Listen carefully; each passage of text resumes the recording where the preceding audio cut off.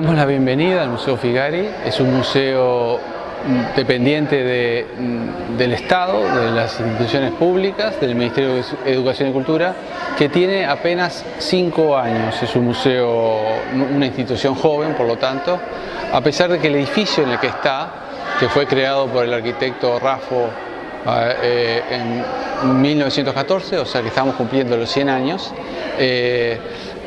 ha sido reformado especialmente en la planta baja y en el primer piso para recibir al acervo de distintas instituciones públicas, por supuesto con obras de Pedro Figari. Y lo que ha hecho básicamente el museo en estos 5 años es tratar de dar a conocer las distintas facetas del Figari, no solo la del pintor.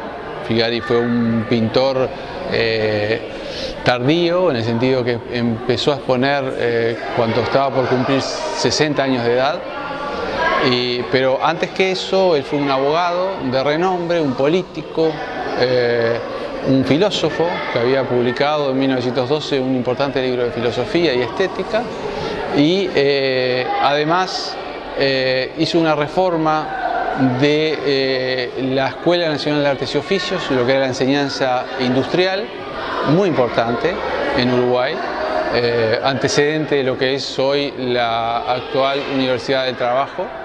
Y esa reforma, estamos cumpliendo 100 años, el centenario de esa reforma de Figari, por lo que se están juntando una serie de acontecimientos en el tiempo que nos interesa homenajear especialmente en esta casa.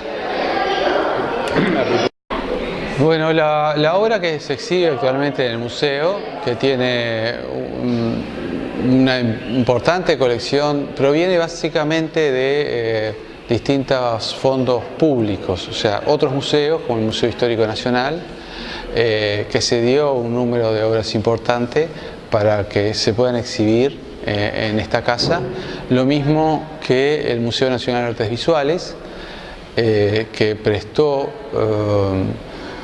aproximadamente 16 obras por un término de 10 años, después de los cuales, si no hacemos nada, si los cuidamos bien, van a quedar definitivamente en el museo. Y además obras que en estos pocos años, que les decía 5 años apenas de que se creó el museo, el Estado ha ido adquiriendo especialmente para incorporar a los fondos del museo. En ese sentido, el museo ha tenido una política de adquisición que tiene que ver con poder mostrar las distintas series de pintura de Figari. Figari pintó muchas series, es mundialmente conocido y regionalmente sobre todo conocido como el pintor de los candombes, pero pintó muchas danzas, no solo los candombes, pintó también los paisajes de La Pampa, los paisajes de Venecia, pintó corridas de toro, los circos, es decir, nos interesa, así como buscamos proyectar la idea de un Pedro Figari complejo, con facetas como filósofo, como educador, como político. Nos interesa también mostrar las distintas facetas que tuvo en su pintura, las distintas series, y no quedarnos con cierta imagen popular que se da mucho en Uruguay, de asociarlo a la pintura de negros y al carnaval por extensión, cuando en realidad el carnaval que pintó Figari no tiene absolutamente nada que ver con el carnaval actual, si es que alguna vez pintó algo relacionado al tema.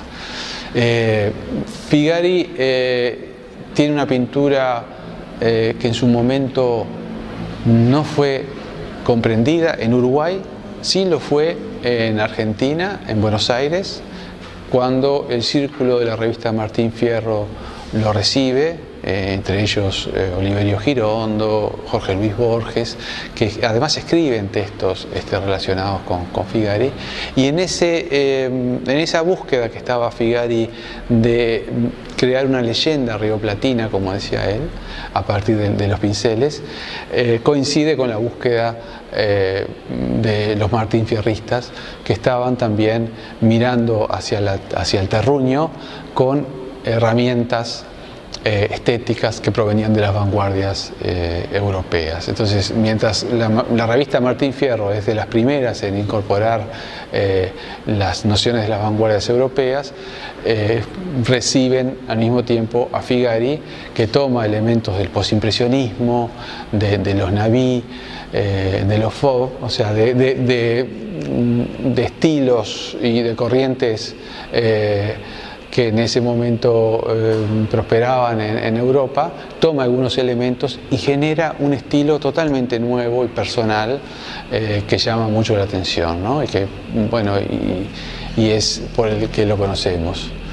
Un estilo de pincelada rápida, una pintura de movimiento, de color, de que si quieren les puedo quizás detenerme en algún cartón en especial para explicar un poco cómo era la operativa de Figari.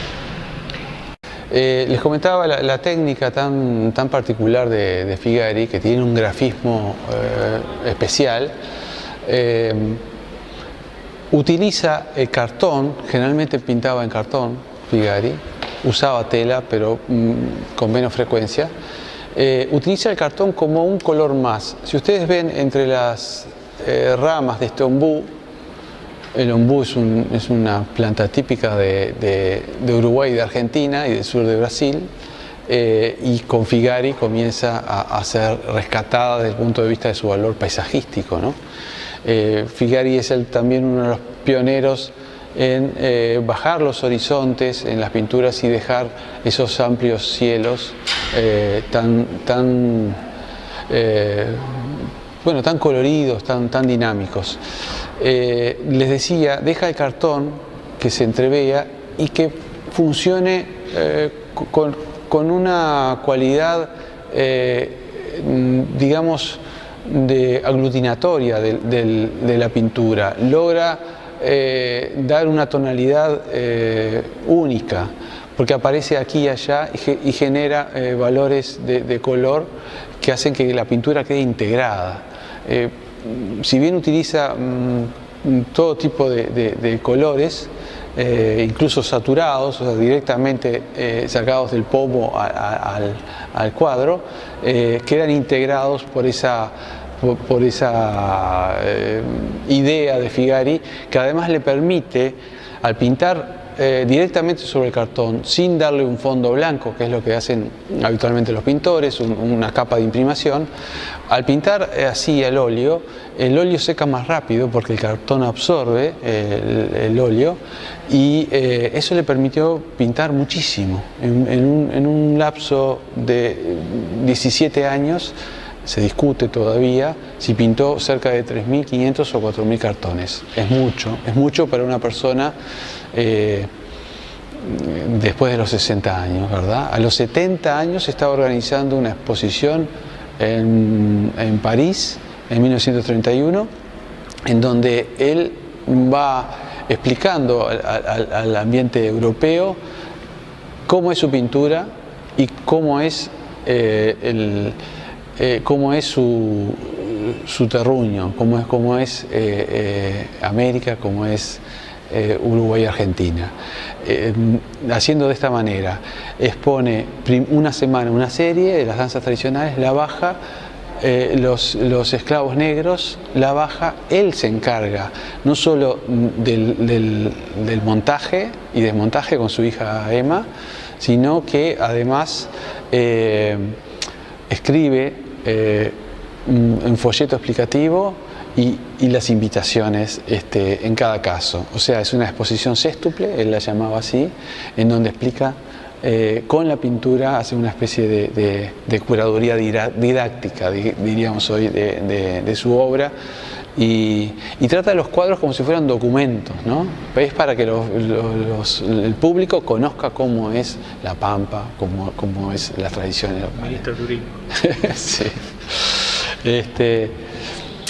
Bueno, es una pintura que en su momento, proviniendo de un abogado reconocido y una figura pública, no fue entendida. Digo, ¿por qué Figari pinta estos caballos flacos? ¿Por qué no los hace briosos como nos tenían acostumbrados Blanes y tantos otros pintores? ¿Por qué pinta a los negros? ¿Por qué pinta a los pobres? ¿Por qué las clases desposeídas? En el Uruguay de los años 20 todavía estaba muy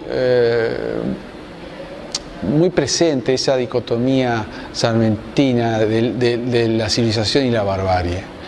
Todavía la idea de nación se estaba construyendo y se precisaban grandes encomiadores de la historia nacional con mayúscula. Mientras que Figari no habla de la historia, de los grandes hitos históricos, tiene algún cuadro relacionado con algún acontecimiento histórico importante, o con Artigas, o con algún personaje, pero en general él pinta la historia menuda, la historia de los que no tienen historia, y lo hace desde una visión muy optimista, muy colorida de esa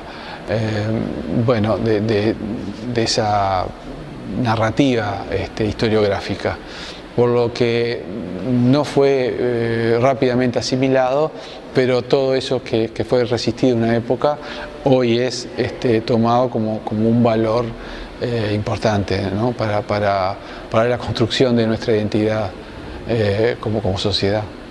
Ay, fue una experiencia espectacular, me encantó. Yo nunca fui a ese museo.